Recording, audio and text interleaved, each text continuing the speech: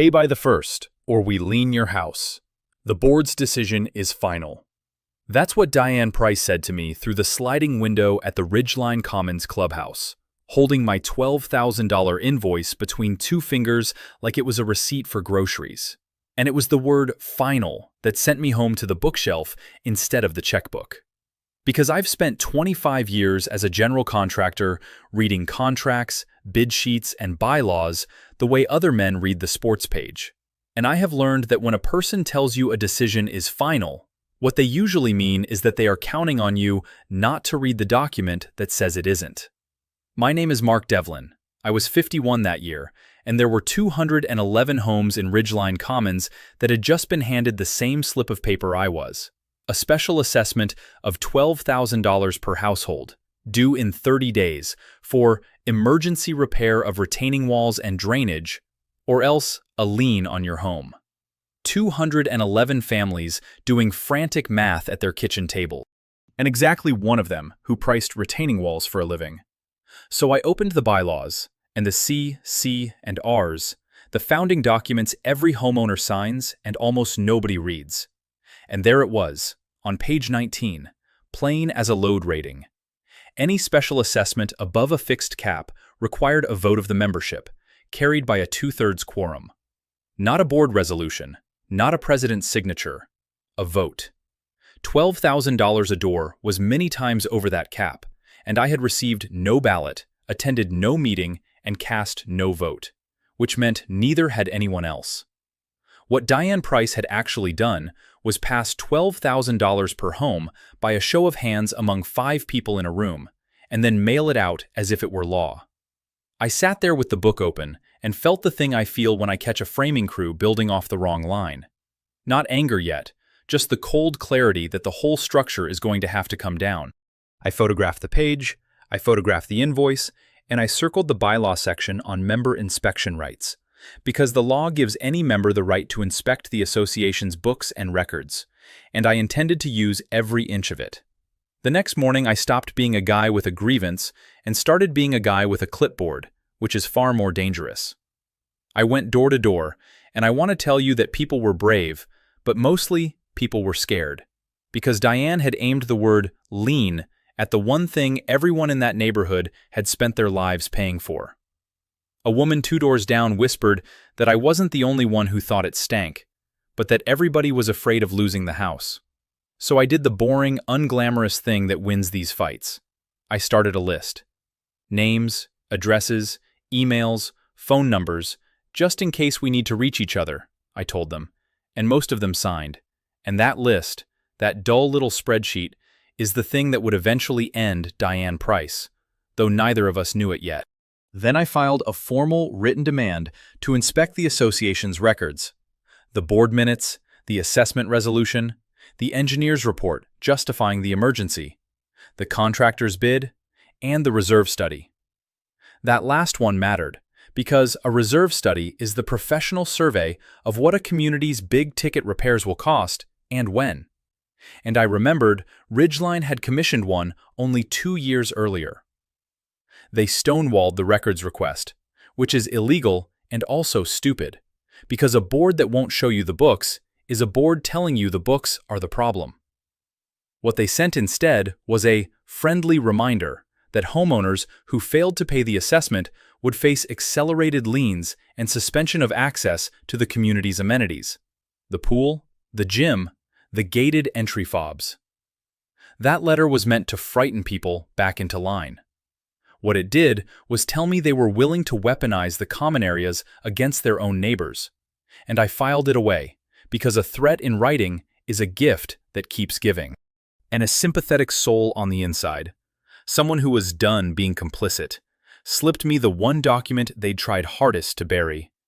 That 2-year-old reserve study, the professional one, which rated the very same retaining walls as sound, with routine monitoring recommended.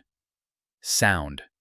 2 years ago, the walls were sound and on a normal maintenance schedule, and now they were a $12,000 a door emergency that couldn't wait 30 days for a vote. Walls don't panic on a schedule. People with something to hide do.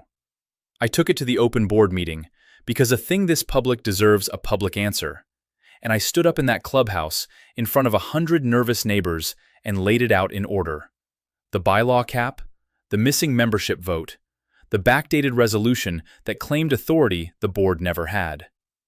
Diane gavelled me down with, "The board's decision is final," for the second time in a week, and when I kept reading the bylaw into the record, she nodded at two men in HOA security windbreakers to move toward me, and I have learned exactly how to handle that moment. I didn't raise my voice, and I didn't resist. I set my copy of the bylaws on the table, told the room the date I'd be circulating a petition, and the section number they could all look up for themselves, and I walked out under my own power while 100 people watched security escort a man for the crime of reading. 2 days later, the board's attorney, a woman named Lauren Kiss, whose entire role was to put letterhead on intimidation, sent me a cease and desist, accusing me of interfering with association governance. I framed that one, figuratively. And that night, cross-checking the bid against real prices, I stopped looking at this like a paperwork error, because the number was wrong in a specific way. $12,000 a door on 211 homes is a little over $2.5 million, and I have poured a lot of concrete in my life. That wasn't an emergency price. That was a number somebody had backed into. The question wasn't why they skipped the vote. The question was where the money was going. So I did what I do best, which is take an inflated bid apart line by line. I broke the emergency scope into its actual components: the shoring, the drainage tile, the wall sections, the engineering. Priced every one at the number I'd pay a real subcontractor, and the honest total came to roughly a third of what they'd assessed. The reserve study said there was no emergency, and my own estimate said the price was triple the work. And triple is not a rounding error. Triple is a passenger. Then I ran the emergency contractor, Century Structural, the firm the board had handpicked without a competitive bid, and I found the passenger. Century was tied to Diane Price through a relative and a quiet ownership stake she had never once disclosed, which is the textbook definition of self-dealing. The president had steered a $2.5 million no-bid contract to a company she profited from, inflated it to triple its worth, and mailed the difference to the neighborhood as an emergency. The missing vote wasn't sloppiness. It was the only way to move that much money without anyone getting a ballot to say no. Proving the tie is where being methodical beats being loud. I didn't accuse anyone of anything I couldn't record, so I pulled Century Structural's filings from the Secretary of State, walked the registered agent and the officer list, cross-referenced a fictitious business name registration at the county, and there she was. Diane Price's married name buried 2 layers down as a stakeholder, alongside a brother-in-law listed as Century's managing member. Then I did the polite, lethal thing. At the next open session, I formally asked the president, on the record, whether she or any board member had a financial interest in the emergency contractor. And I watched Diane Price look 200 neighbors in the eye and say, absolutely not. I already had the filing in my folder. A lie you can prove with a printout is worth more than a confession, because a confession can be explained away and a public record cannot. And she had just handed me hers in front of witnesses. The neighborhood I'd been quietly listing for 3 weeks stopped being scared right about then. Because nothing cures fear like an itemized spreadsheet showing your neighbors exactly how they were being robbed. We pooled a few $100s and hired an independent structural engineer, a real one with a stamp, to inspect the walls, and his report came back clean. The retaining walls were structurally sound and had years of service life left with basic monitoring. No emergency, no justification for an accelerated dime. The board's answer to all of this was to escalate, and here they made their sharpest mistake, because they didn't lien everyone. They accelerated liens and suspended amenity access selectively, against me and the dozen neighbors who'd been loudest, the exact people organizing the petition, and left the quiet payers alone. They thought they were picking off ringleaders. What they were actually doing was creating a clean pattern of retaliation, punishing dissent while sparing compliance. And I documented every selective lien and every deactivated gate fob with dates and names. Because a board that uses liens as a muzzle isn't enforcing a rule, it's confessing to bad faith. And that confession would be worth more at the end than any single argument about a quorum. The retaliation got physical before it got desperate. On a Friday, my gate fob went dead, and so did the fobs of every neighbor whose name was on my petition. And when a handful of us drove up to the entry to ask why, two of Diane's hired security planted themselves in front of the gate arm and told us the amenities were restricted to members in good standing, which had quietly come to mean members who hadn't questioned her. I didn't argue with the muscle, because arguing with hired muscle is how you become the story instead of telling it. I filmed the dead fobs, I filmed the guards, I filmed a retired couple being turned away from a pool they'd paid into for 11 years, and I time-stamped every second of it. Then Diane made her cleverest move and her worst one at the same time. She started papering the membership roll, filing a stack of proxies from absentee owners and a couple of units that had already changed hands, trying to dilute my quorum before the meeting could even be called. What she didn't know was that I'd already pulled the current roll from the county and the association's own records, and that reconciling exactly this kind of paperwork had been my night job for 20 years. Every phantom proxy she slipped in was just one more name I could challenge, and one more count against her when the room finally sat down. Then the board cracked from the inside, the way they always do once the money gets frightened. Gary Knowles, the treasurer, the man who would actually sign the checks to Century, realized that the board decided is not a defense that keeps your own name off a set of bank records, and he found me in the parking lot and asked to talk. In my truck, he handed over the wire transfers to Century Structural and a string of emails, and buried in one of them, from months earlier, was a line I could have kissed him for. "Don't sweat the overage, Century always takes care of us." Takes care of us. There it was, the kickback in the board's own words, the money flowing back to the people who'd voted to send it out. Gary was terrified, and he was done, and he gave me the receipts. With the wires, the emails, the reserve study, the engineer's report, my line item bid, and 3 weeks of names on a list, I filed a declaratory action to have the assessment declared void, and I started collecting proxies for a special meeting of the membership because I had finally decided where this would end, and it would not end in a courtroom months from now. It would end in that clubhouse, in front of everyone, with a count. They tried to buy me off first, naturally. Rick Solomon, the manager from Vantage Property Partners, who had been rubber stamping all of it for his cut of the management fee, floated a quiet deal. They'd waive my personal $12,000, restore my gate fob, make my liens disappear if I'd call off the meeting. 6 weeks earlier that might have worked. Now it was just a bribe with a signature line, and I told him no on the record, because a man who offers to erase your debt to keep you quiet has told you the debt was never real. And I did one more thing before the meeting, because I wanted every neighbor to see the door I held open. I sent the board a written offer, and I made sure it was read aloud. Rescind the assessment, put an honest, engineer-reviewed bid to a real membership vote like the bylaws require, and this all ends tonight. No lawsuit, no recall, no headlines. Diane Price refused it in front of 40 of her own neighbors and a row of phones that were recording. And she said, with the same flat certainty she'd used at the window, "This board does not need a vote to protect this community." She had just told 211 families, on camera, that their right to vote was an inconvenience she intended to ignore. That sentence turned her from a strict president into a woman who had knowingly stripped a neighborhood of its ballot to cover a kickback. And it was the last free thing she ever said in that clubhouse.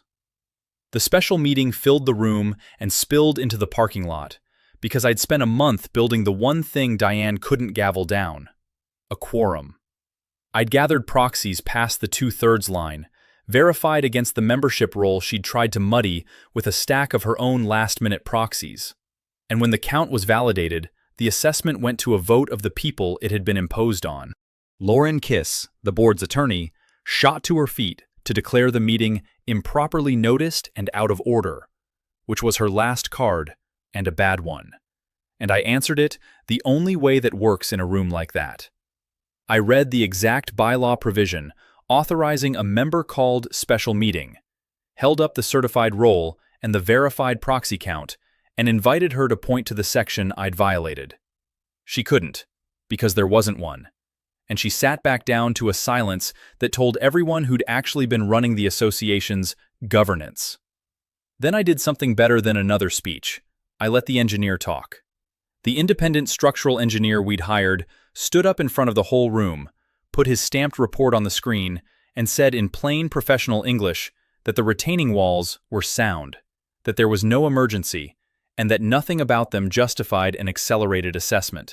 Watching a licensed expert calmly dismantle the single word, emergency, that Diane had built $2.5 million on top of, in front of the people she'd tried to frighten with it, was the moment I felt the room's fear turn all the way into anger.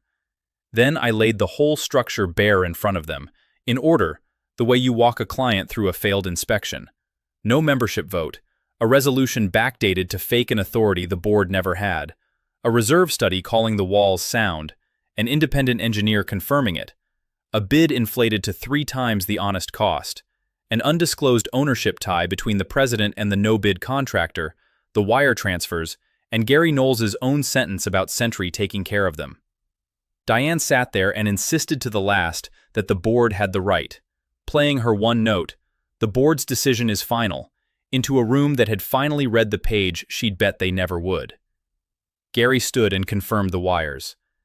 And then, the membership did the thing a homeowners association is actually built to allow, and boards like hers spend their whole tenure praying you'll never organize. They voted. The assessment was declared void by the people it was levied on, and in the same meeting, on the same validated quorum, they moved to recall the board, and Diane Price, Gary having flipped and the room having turned, was removed from her throne in front of the entire neighborhood by a live show of 2/3 hands. It is a very particular silence, the silence of a person who has just been outvoted by the vote she said she didn't need. It unwound quickly after that, the way rot does once you open the wall. The void assessment meant every dollar already collected had to be refunded, and it was.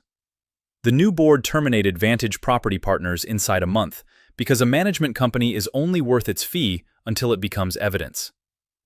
The wire transfers and the undisclosed ownership stake went to the Callaway County District Attorney as a self-dealing and kickback referral, and that file did not care about anyone's resignation.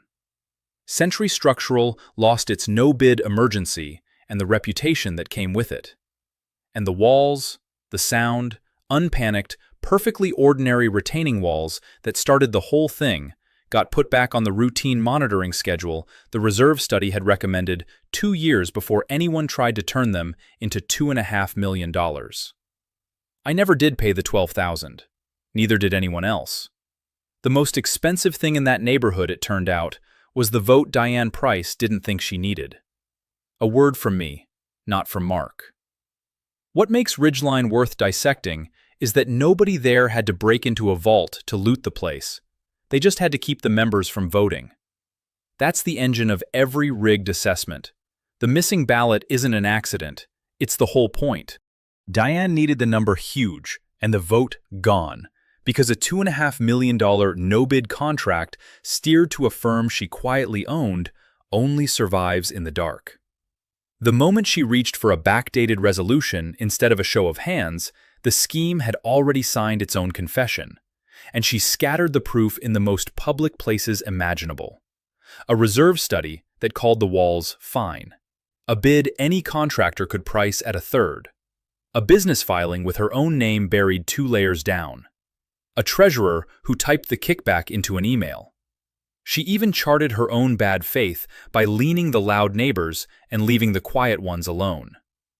None of it took a genius to uncover, just someone willing to look. So learn your assessment cap and your right to inspect the books before a crisis, not in the middle of one. And start the list early, because a single furious neighbor is just noise, while 2/3 of the doors in one room is the one kind of power a runaway board cannot gavel away. Honest question. If a surprise 5-figure bill landed in your mailbox next week, does your street pay it, or does it organize? Tell me below.